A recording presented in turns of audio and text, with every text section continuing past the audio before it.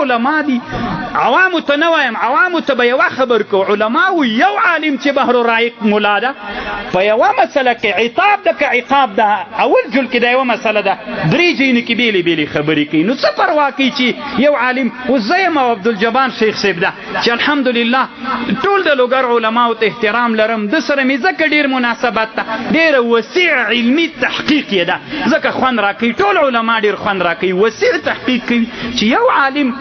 درې خبرې په یو مسأله باندې کوي نو که یو عالم د یو فکر د بل فکر سره په یو علمي مسأله کې بدل هېڅ پروا نه کوي څېړنه دې وسي تحقیق دې وسي نن چې دنیاوال هم مونږ ته دا مونږ ته چې نن دنیاوال متوجه دی بله ورځ ما نه یو تلویزیون ولا د پیام افغان په نامه یو تلویزیون د دا اخرنۍ خبر کوم په امریکا کې خپریږي ذبیح الله مجاهد به پټې پټې مرکې چې ورسره کولې کوي تاسې په یاد وي هغه پیاله به ورسره ایښې وه غټ غټ به غږېده یو سړی ما سره یې مرکه وه نو ما ته یې ویلې وایي نقد منئ که نه منئ نن دنیاوال دغه ځای ډېر مهم دی وایي نقد منئ په ځان که نه منئ مونږ کې بعضې داسې علما دي چې نقد یې وکړه بس ټوپک یې راخیستی ده چې نقد یې وکړه ټاپه یې راخیستې ده ما ورته ویلې نقد مونږ تحقیق ته رسوي دومره خوند یې ورکړی نن یې کسان را لېږلي دي مونږ د پوهنتون استادان وي تا سره ویني ګورې علماو نقد سړی تحقیق ته رسوي کله چې نقد موجود وي یو سړی ناقد وګرځېږي نقد وکړي نو دا نقد سړی تحقیق ته رسوي اوس هلته ما مثال ورته وویلې چې کله زوزني او خلخالي نه وای امام زوزني او امام خلخالي نه وای نو تبتزاني کله د تحقیقاتو ته اړ کېده چې دا کم تحقیقات کړي دي او د څېړنې کړي وای نو نقد چې موجود وي سړی تحقیق ته هڅوي نو الله پاک دې موږ محققین وګرځي الله پاک دې موږ داسې علما جوړ کړي چې د تحقیق علما وګرځېږو وسیع سینه ولرو وسیع فکر ولرو نو الحمدلله موږ به هدف ته رسېدلي یو همداسې موږ تر حده نور ډېر افتخارات لرو د یوه خبره به بله م وکړمه بله ورځ د فریاب ولایت طالبانو سره ناست وم ما ورته ویلې ګورې فریاب کې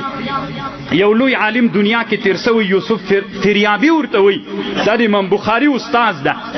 دوی نه ول تېر خبر مونږ ما داسې اراده کړې وه چې د بادغیس ولایت کې یوه ولسوالۍ د بلامرغاب ورته وایي دا د مشکات ملا د مصابیح ملا امام بغوی دا بغوی اصل کې بغشور ده دا بغشور چیرته ده په دې باید څېړنه وسي علماو خیر ده زه پوهېږم نوي مټې راونغاړئ نوي تحقیقاتو دپاره ارادې وکئ